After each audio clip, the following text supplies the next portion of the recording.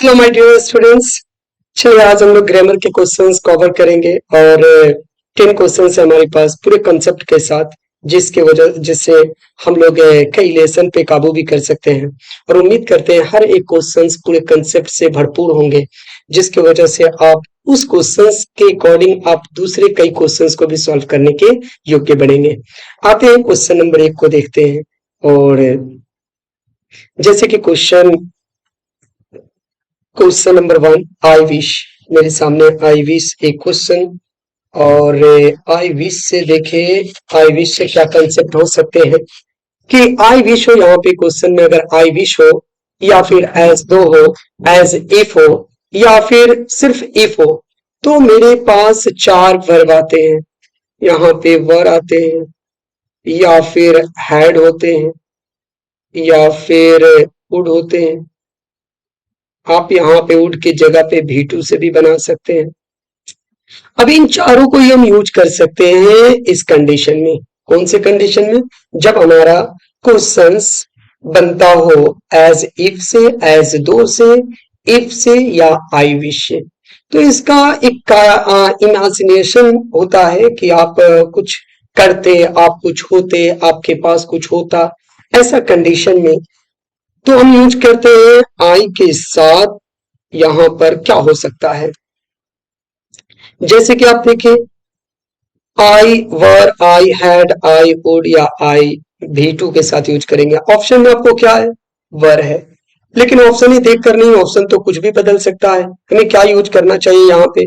ध्यान दें, अगर आप कुछ होते तो आप वर यूज करेंगे, आपके पास कुछ होता तो आप हैड यूज करते, आप कुछ करते तो आप वुड यूज करते या V2 यूज करते। जैसे कि I wish I were a king, काश मैं एक राजा होता। अगर कहते हैं I wish I had a car, काश मेरे पास एक कार होती। I wish I would learn English, काश मैं अंग्रेजी सीखता।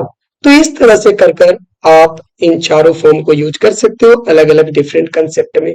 फिलहाल के लिए इस क्वेश्चन पे जब हम नजर डालते हैं तो हम कुछ हो, मैं कुछ होता, तो इस कंडीशन में आप वर यूज करेंगे। क्वेश्चन नंबर 2 में चलते हैं। He and I dot dot friends. अक्सर जो कम पढ़ते हैं, जिनका प्रैक्टिस ठीक नहीं होगा, वो आई के साथ एम यूज कर लेंगे, जबकि गलत होगा। सब्जेक्ट यहाँ प्लूरल है, एंड कंजक्शन के साथ जुड़ा हुआ ही एंड आई प्लूरल है, जिसकी वजह से हमें यूज करना पड़ेगा आर। अगर यहाँ पे और एक कंजक्शन होता और, तो फिर हमें सिंगुलर यूज करना पड़ता, एम यूज करते आई के साथ। नजदीक वर्ब जहां फिलअप करना हो वो अपने नजदीक वाले सब्जेक्ट को देखते हैं, तो हमें यूज करना पड़ता। फिलहाल के लिए ही एंड से जुड़ा हुआ है, आई है साथ में, तो ये दोनों सब्जेक्ट मिलकर प्लूरल हो गए, जिसकी वजह से हमें आर यूज करना पड़ेगा। क्वेश्चन नंबर 3 की तरफ चलते हैं। क्वेश्चन नंबर 3 में बताया जा रहा है ही हैज।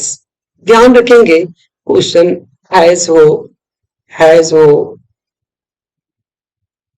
या फिर हैड हो या फिर हैव हो, आप इस कंडीशन में वर्ब यूज करें V3, परफेक्ट का फॉर्म होता है, तो V3 यूज करें। अब ये देखिए, हैव हैज हैड के साथ V3 का यूज होता है, आप V3 यूज करेंगे ऑन वन। तो क्या हो गया? He has won the prize. अगर यहाँ पे हैज के साथ टू आ जाता, हैज के साथ टू आ जाता, तब हमें फॉर्म यूज करना पड़ता। तो टू के साथ हमेशा याद रखे V1 का यूज होगा, जब तक कि प्रीपोजिशन ना बने तब। तो देखिए, ऐसे बहुत रेयर केस में प्रीपोजिशन के सेंस में यूज होता है।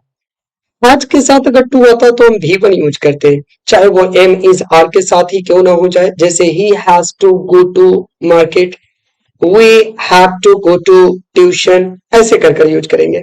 एम के साथ भी अगर टू आ गया तो हमें V1 यूज करना है। आई एम टू टीच, मैं पढ़ाने को हूँ। We are to play cricket, हम लोग क्रिकेट खेलने को है। The train is to start, train start होने को है। तो एम इज आर के साथ डायरेक्ट फॉर्म में तो V4 आता है, लेकिन टू आ जाने पर V1 का ही प्रयोग करते हैं। तो ये कॉन्सेप्ट हो गया मेरा टू के साथ। फिलहाल के लिए इस क्वेश्चन पे नजर रखें। हैज है, हैज को डायरेक्ट वर्ब चाहिए, तो हमें वर्ब 3 को यूज करना पड़ेगा, और यहाँ पे वर्ब का तीसरा फॉर्म यूज करना पड़ेगा, जो कि 1 है। ओके, क्वेश्चन नंबर 4 में dot dot is bad for health. स्वास्थ्य के लिए हानिकारक है।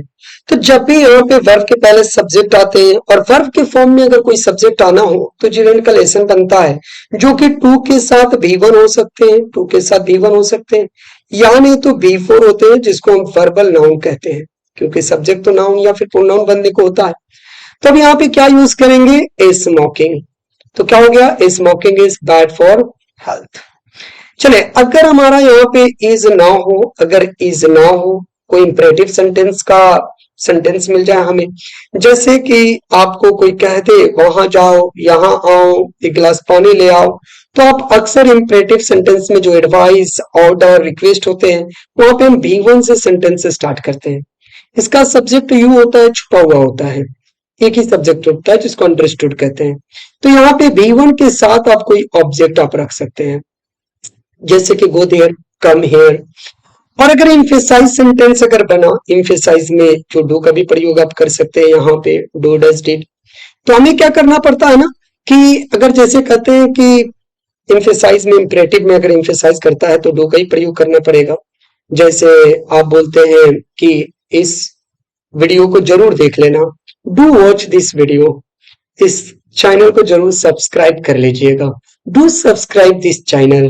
तो यहाँ पे हमें एक रिक्वेस्ट, ऑर्डर, एडवाइस के सेंस में जब हम एक एम्फेसाइज करते हैं तो हम प्रयोग डू का भी कर लेते हैं।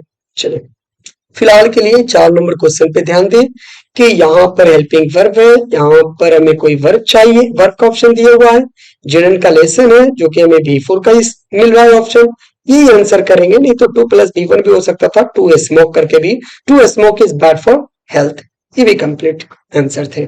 चलिए क्वेश्चन नंबर हम 5 में चलते हैं।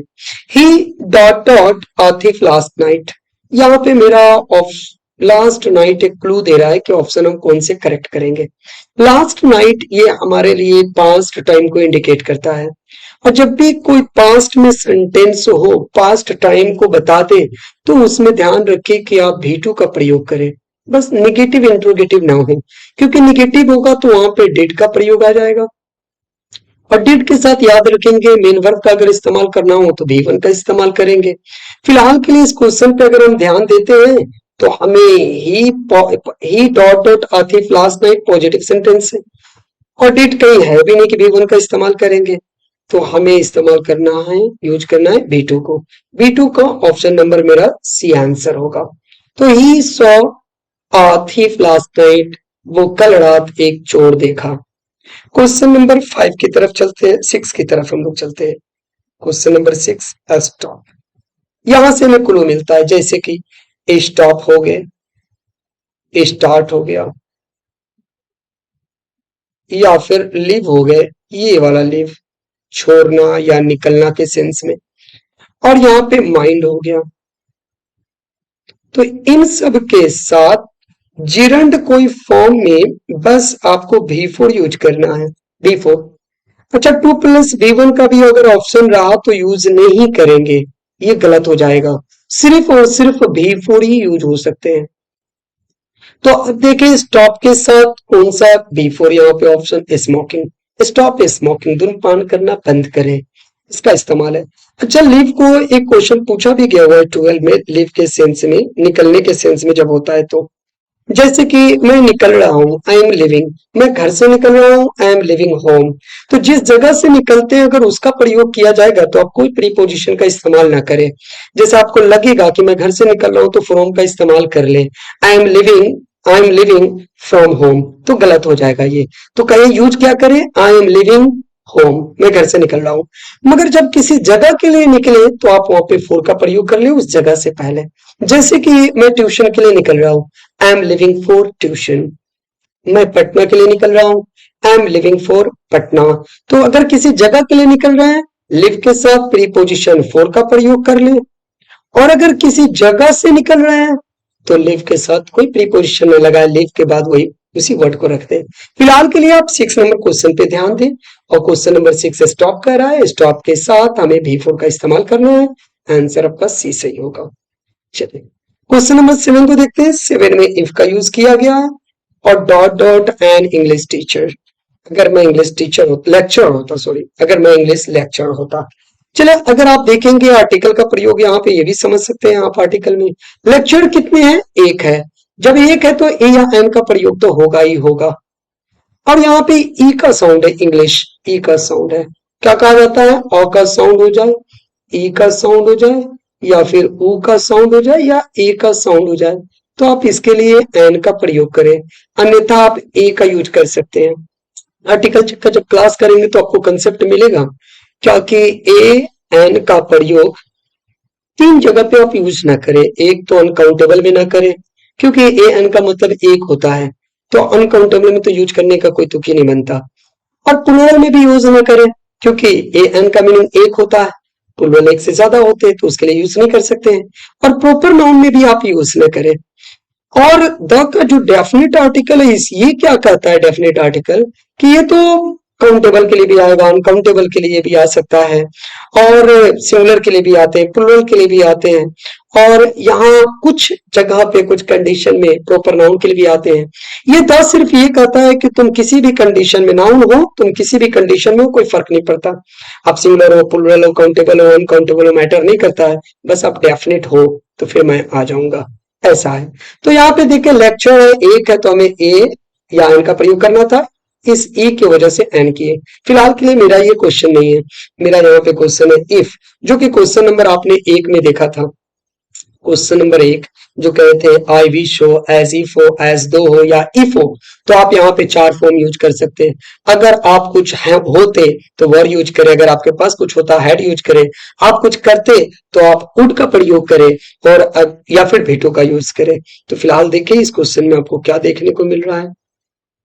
If I dot dot, if I dot dot English lecture, अगर मैं इंग्लिश लेक्चर होता तो होने के प्रयोग में क्या यूज करते हैं? वर का प्रयोग। इसका नंबर, इसका मतलब हुआ कि आंसर मेरा सी सही होगा। चलो क्वेश्चन नंबर 8 की तरफ चलते हैं। He was accused of dot dot. अब देखिए ऑफ क्या है? प्रीपोजिशन है। ऑफ क्या है? प्रीपोजिशन है। और प्रीपोजिशन के बाद अगर आपको वर्ब का ऑप्शन मिला कि वर्ब लगाना है, तो वो आपको बी4 लगाना पड़ेगा, और ये वर्ब के फॉर्म में नहीं होते हैं, ये वर्बल नाउन होता है, तो बी4 लगाना पड़ेगा। प्रीपोजिशन आते ही बी4 का ध्यान रखें। जैसे अगर एक क्वेश्चन और भी अगर हम देते हैं यहाँ पे, आप जैसे कि अगर आप ये बोलते हैं कि give up,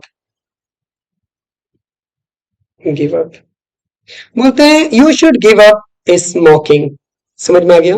you should give up A smoking.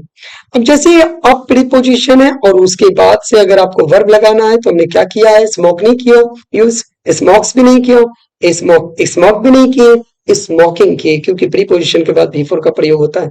अगर हम कहें you should not give up dot dot try, tries, trying और ट्राइड, तो क्या यूज होगा? ट्राइंग वर्ड यूज होगा। चलिए ठीक समझ में आ गया होगा, प्रीपोजिशन के बाद हमें बी4 का इस्तेमाल करना होता है। क्वेश्चन नंबर 8 की तरफ हम लोग चलते हैं, 9 की तरफ। 9 क्वेश्चन देखें, 9 क्वेश्चन नंबर यस्टरडे। यस्टरडे क्या इंडिकेट कर रहा है? हमारे बीते हुए कल को, यानी अभी से पहले वाले समय को, पास्ट को। और पिछले क्वेश्चन में भी हमने देखा, पीछे के क्वेश्चन में भी, कि पास्ट को अगर समय, पास्ट समय का इंडिकेट करे तो हमें बी2 खोजना होगा, और यहाँ पे वेंट है बी2, हम बी2 देखकर आंसर कर लेंगे। चलिए क्वेश्चन नंबर 10 जो कि लास्ट क्वेश्चन है, और बिल्कुल ये कंसेप्ट आपको अच्छा लगा होगा।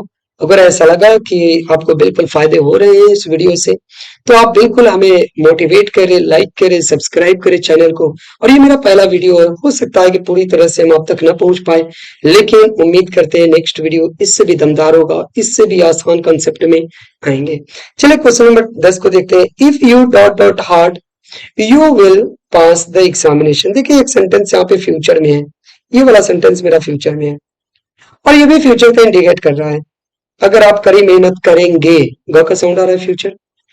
You will pass the examination, तो आप एग्जाम पास कर जाएंगे, ये भी फ्यूचर है।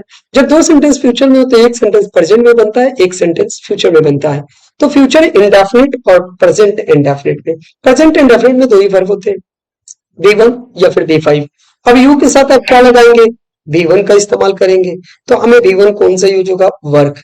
अगर आपको अगर आपको ये लग रहा हो, दिक्कत लग रहा हो कि सर कौन से सेंटेंस को हम फ्यूचर मानेंगे और कौन से सेंटेंस को हम प्रेजेंट मानेंगे, ऐसे तो एग्जाम में एक सेंटेंस ऑलरेडी फ्यूचर में दे देगा या प्रेजेंट में दे देगा, तो आप फ्यूचर में लगा लेंगे।